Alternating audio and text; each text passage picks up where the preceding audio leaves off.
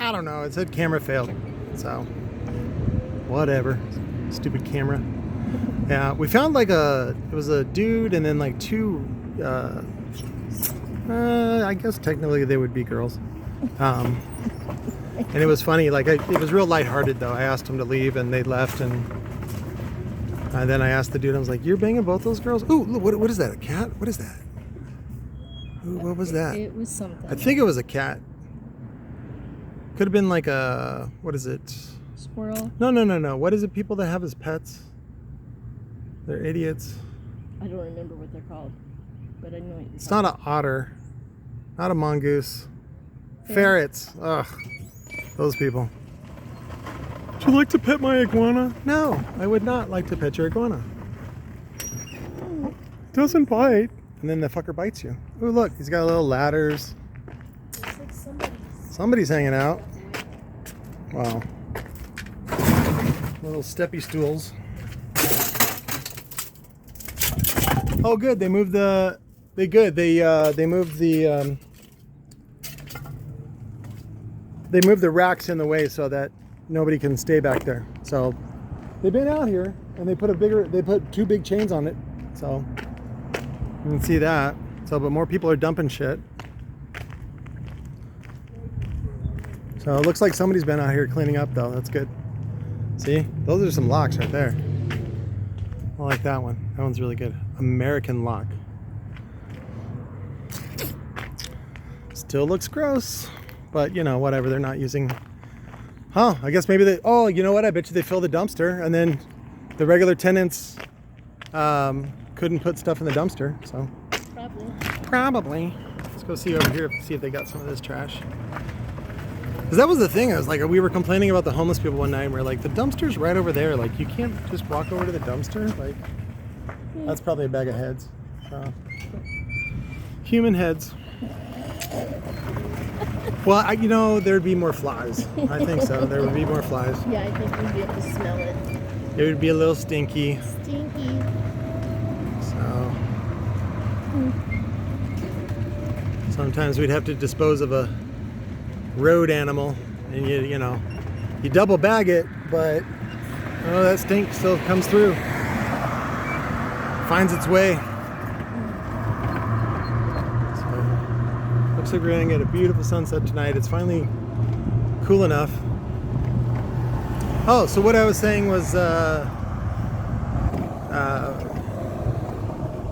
so anyways, after a year, then you finance through a bank, and then that's when you pull out the, you know, whoever you owe for the hard money, they get paid, and then whoever helped you with the down payment, then they get paid as well. So. And then you raise the rent on the tenant. I think the lease is up next. I'm just gonna avoid that. It's too fucking noisy. Then you raise the rent on the tenant, and then you probably go month to month until they're willing to sign a lease. Sometimes they get pissed, like me. I'm like still super pissed because mine went up $1,000 a month. But you know, I don't have any leverage. So what am I gonna do? Move? I'm gonna move 50 pallets worth of shit? Nope, he's got me.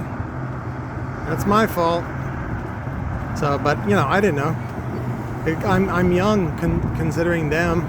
They're all in their 50s and 60s, and they're like, you know, let's teach them a lesson, right? But I tell you what, though, they're gonna make great characters in some screenplays. So, of course, that's where. Oof, sorry, babe. I have conversations between characters in my head, and there's this conversation where Jonah Hill plays the little brother, and Seth Rogen plays the older brother, and they get their movie greenlit, and that's when Seth Rogen pulls out this little black book. He's like, "What is that?" He goes, "That's my black book." He's like, "What? Why do you have a black book? Like, you know, is it prostitutes?" Well, I'm looking at the sunset too. Oh, okay. So, he's like, "What do you got, prostitutes in there?" He's like, "No, that's my other black book." So, but Seth says, "Well, this is my book of revenge." He's like, book of revenge? And he goes, yeah, these are all the people that have wronged me on my path here. He goes, you put them in the movie and then you make fun of them, right? You use their characteristics, but you comically exaggerate them. And then, you know, you put them, it's funny. It's like when Larry Davidson, you know, came up with the character for Seinfeld. And what was his name on Seinfeld? Kramer. No, not Kramer. The one with glasses. Oh. Jason plays him. Oh. Yeah, so anyways.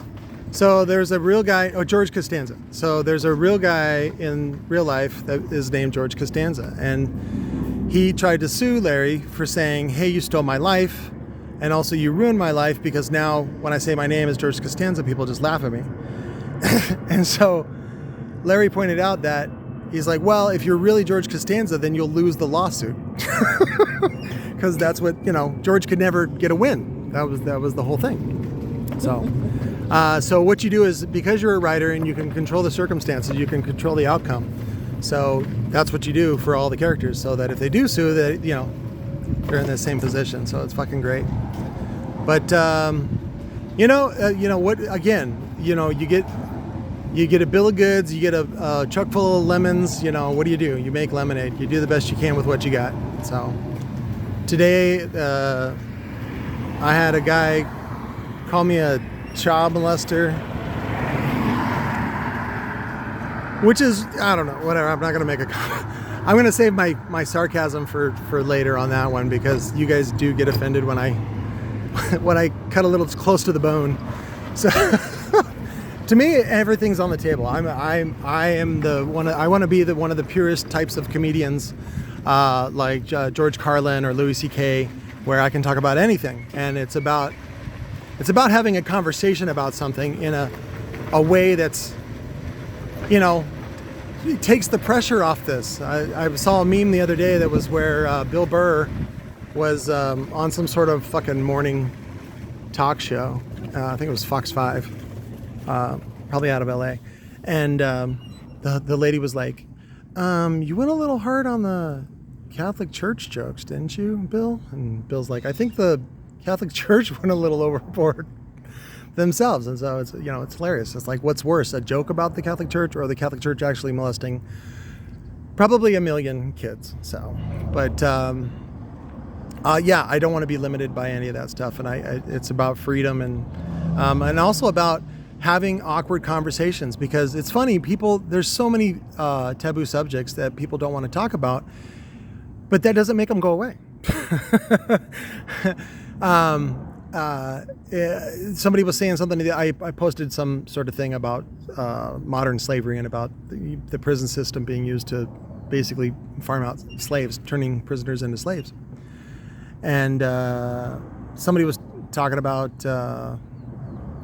you know, like slavery's not around anymore. I was like, actually, the sex slave industry and just regular slaves, right? I was reading all kinds of articles on Vice and some other things that were talking about how North Korea exports people that they don't like to China, where they're basically under lock and key, but like in a factory, and, you know, they go sleep on your rug, you know, oh, you're gonna mouth off? Okay, we're gonna take your rug and beat you. So, but basically they make Chinese goods in China for the Chinese market or whoever vendor. And there was a whole bunch of high fashion vendors that were using these factories, like Prada or whoever. And so these are not even Chinese workers. These are captured or sold slaves from North Korea. So, but that's just North Korea. That's not even, I think it was a documentary about North Korea and about how, like, they print super notes, which are where they have the actual same press and the same ink and the same paper that Saddam Hussein had, the same thing where he was printing up super notes from the, you know, same as the $100 bills. And so exact replicas, whatever. And it's very, very, very, very, very, very difficult in order to detect the super note. But anyways, slavery is alive and well in the world, and it is bigger than it's ever been. And then the fact that I also noted was that there's 7 billion people on the earth right now, so there's more people than there's ever been, or at least that we've found evidence of. And so slavery is alive and well, and it's happening every day, and there's nothing you can do about it. So there's a lot of subjects you can't do anything about, but it helps to at least make jokes about them so that we can kind of cope and understand, or at least bring awareness to that shit. Because otherwise, nothing's going to happen. I mean, imagine being wrongfully accused, thrown in jail, not given a trial, and everybody's just piling up and ganging up on you, and then nobody cares about you because you're ugly, right? If you're like a cute person or like a female, something like that, then like there's some sympathy, right? Free Britney. But if you're ugly, and especially if you're a man, no sympathy, no care for you at all. There's somebody like that. His name is Ronald Jeremy, and he's a fucking great guy. And I want to put him in my movie, The Cajun Cutter. Please help free Jeremy, free Ron Jeremy. Like, fucking send a letter, send a note. You can look up his lawyer and then just, send him an email and say, what can I do to help? Maybe like, I don't know, jack on front of a camera or something like that. I don't know.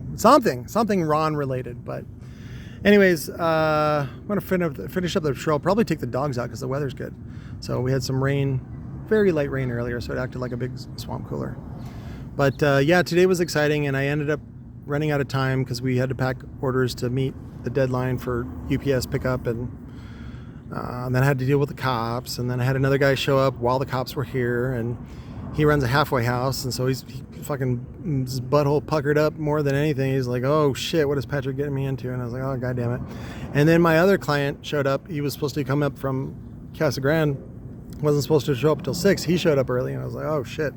So but anyways, I think today was great because I just got to see that cop's face, and he just kind of like, of course he can't say anything, right? Because 2 reasons. Number one, it would make him a liability. Number 2, you don't betray your brothers in blue. Whatevs. But it was just great to see that expression on his face, that basically I was wronged, and he was sorry about it. So, but what are you going to do? Like, there's tons of stuff that, bad stuff happens to good people all the time. There's no such thing as karma. Jesus doesn't care. God doesn't care. The universe does not care about you at all.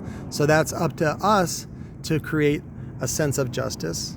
That's up to us to create some sort of civility and fairness. So, but people have really gotten out of control with this shit. We need to get this 4th stimulus ASAP, or just the savages are going to be wild. But I would like to escape to Texas, and if you want to join me, we can start a cult, and you guys can. You don't have to worship me. I'm just saying, it's south of Waco, so that's all.